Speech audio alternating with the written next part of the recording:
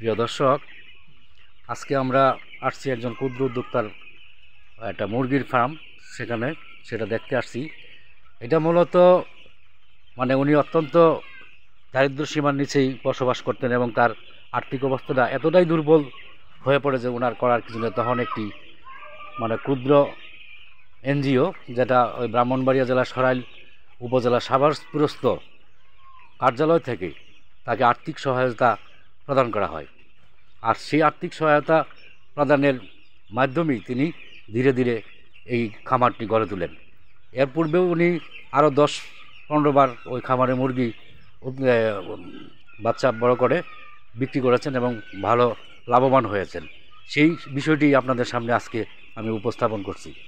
এখানে উপস্থিত রয়েছেন খামারের মালিক এবং সেই ক্ষুদ্র এনজিও প্রতিষ্ঠান নিগাস, সাভারস্থ নিগাসের কর্মকর্তা উনি আছেন।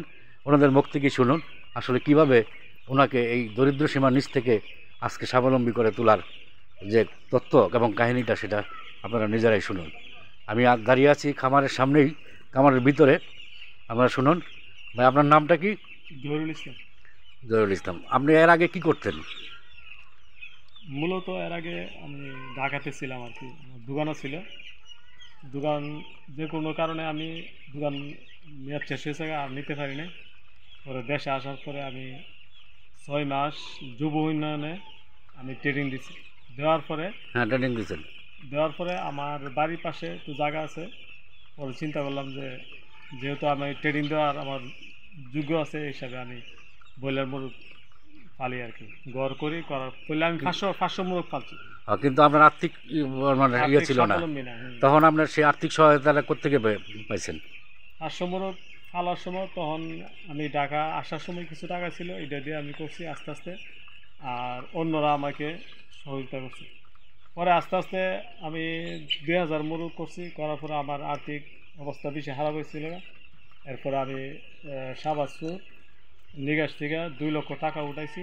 সেরা ওনারা হেল্প করার কারণে আপনি আবার ঘুরে দাঁড়াইছেন। ঘুরে আমি দাঁড়াইছি।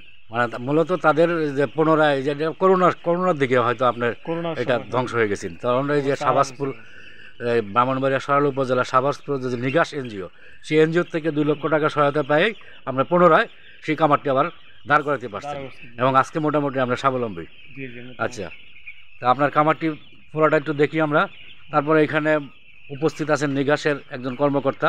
ভাই, আপনার নামটা কি? জি, আদাব, আমার নাম নারায়ণ সরকার। আপনি কোন পদে আছেন? আমি নিগাস নিরাপদ ইসলামিক গ্রাম উন্নয়ন সংস্থায় এবিএম হিসেবে দায়িত্বরত আছি। আমাদের এখানে জহিরুল ভাই প্রথম খামারটা শুরু করে 2019-18 দিকে।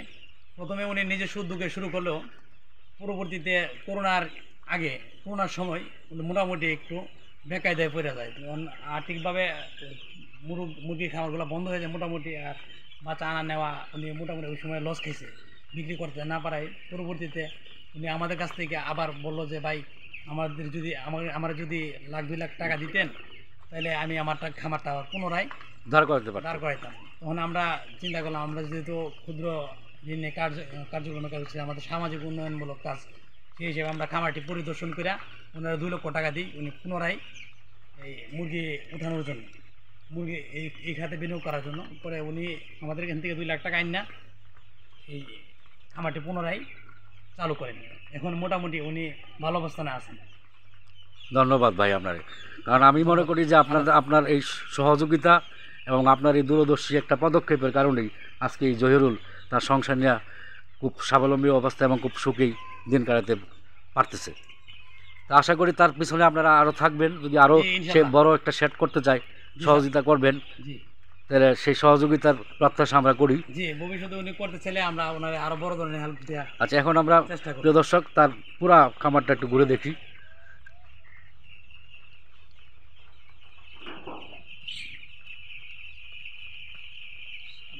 আচ্ছা, এইটা কি পানি খায়?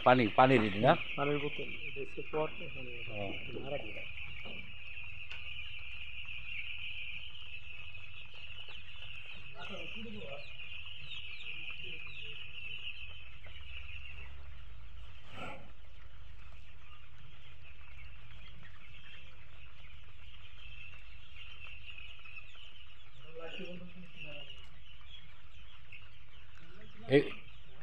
এইগুলো কি এই যে ওই সামনে এইগুলো রাখছেন এটি কি এটি খাবার খাবার আর ওইটা হচ্ছে যে বাচ্চা আনার ইয়ে